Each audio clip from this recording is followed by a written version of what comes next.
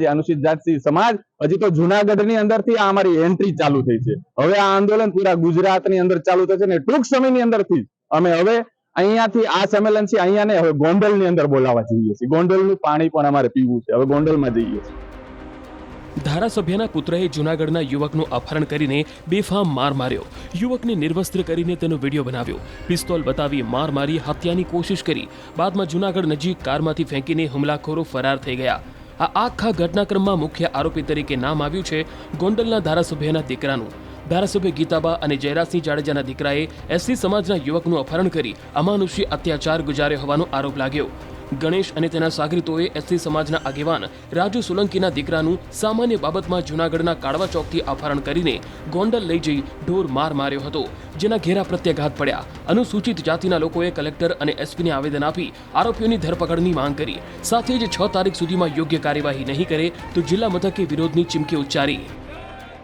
11:30 વાગે મારો છોકરો ને મારા છોકરાનો છોકરો જૂનાગઢ કાળવા ચોક તરફથી ઘર બાજુ જતા હતા ત્યારે 2 4 વ્હીલ ગાડી નીકળેલ ને કાબુ મારેલ તો મારા છોકરાએ કીધેલું કે ભાઈ ગાડી ધીમે ચલાવો, મને લાગી જાય। આવી સામાન્ય બાબતમાં ગોંડલના ધારાસભ્ય ગીતાબાના દીકરા ગણેશ અને એના માણસો રાતે 3 વાગે મારા દીકરાનું અપહરણ કરી ગોંડલ લઈ ગયેલ અને ત્યાં છોકરી મારી અને પાછો ભેસાણ ચોકડી મૂકી ગયેલા। અમે ટોટલ 10 જણા માટે એફઆઈઆર દાખલ કરેલ છે। 307 અપહરણ અને એટ્રોસિટી મુજબનો ગુનો દાખલ થયેલ છે। જે ખૂબ શરમજનક ઘટના આ જુનાગઢની અંદરથી એક અનુસૂચિત જાતિ સમાજના પ્રમુખના દીકરાના ઘરેથી ફિલ્મી ઢબે ગુંડાગીરી કરતા વર્તમાન સમયના ધારાસભ્ય ગીતાબાના પુત્ર ગણેશભાઈ પોતાના બાપનો કાયદો એમ કાયદો પોતે કાયદાને તોડી અને અમારા દીકરાને રાતે અપહરણ કરી લઈ અને એમને નિર્વસ્ત્ર કરી એમને માર મારેલો અને એવું કીધું કે તું જે કઈ તારા જે પદો છે પદો ઉપરથી રાજીનામું મૂકી દે, તમારા જેવા વ્યક્તિઓને જીવવાનો હક અધિકાર નથી, આમને વાડીમાં નાખી દેવી જોઈએ।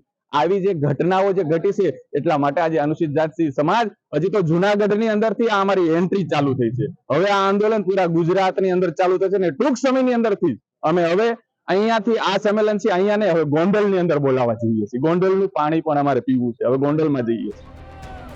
હવે આ સમગ્ર મામલે સમાધાન માટે ભાજપના નેતા મેદાનમાં આવ્યા। ગિરીશ કોટેચા અને રાજુ સોલંકીની ઓડિયો ક્લિપ વાયરલ થઈ છે, જેમાં ગિરીશ કોટેચા સમાધાનના પ્રયાસ કરતા જોવા મળ્યા। ગિરીશભાઈ મજામાં બેટા? હા, મજા।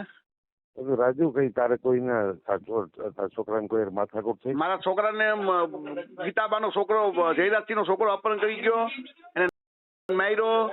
જયરાજસિંહની ઘરવાળી માથે ઉભી એમ કીધી કે હું ધારાસભ્ય છું અને મારી નાખો, તમારું કાંઈ કૂવામાં નાખી દો મારી।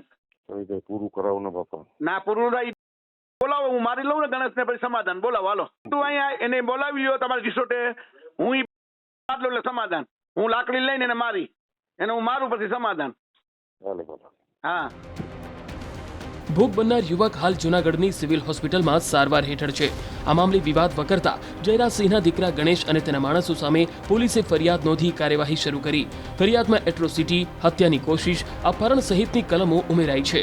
ક્રાઇમ બ્રાન્ચ, એસઓજી, પોલીસ સહિતની ટીમે આરોપીઓને ઝડપી લેવા ચક્રો ગતિમાન કર્યા છે।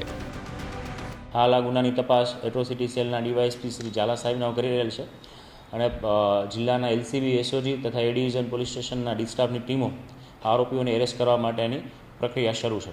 ફરિયાદીના જણાવ્યા મુજબ તેમને જ્યારે ગોંડલની બાજુમાં કોઈ અજ્ઞાત સ્થળે લઈ ગયેલા, ત્યારબાદ તેમને માર મારી અને ફરી છે સાબરપુર ચોકડી પાસે પરત મૂકી ગયેલા અને પોતે કોઈ ફરિયાદ કરશે તો વધુ માર મારશે અને એનએસયુઆઈમાંથી રાજીનામું આપી દેવાની ધમકી આપેલી। તો આ બાબતે છે હાલ આગળની દિશામાં તપાસ શરૂ છે।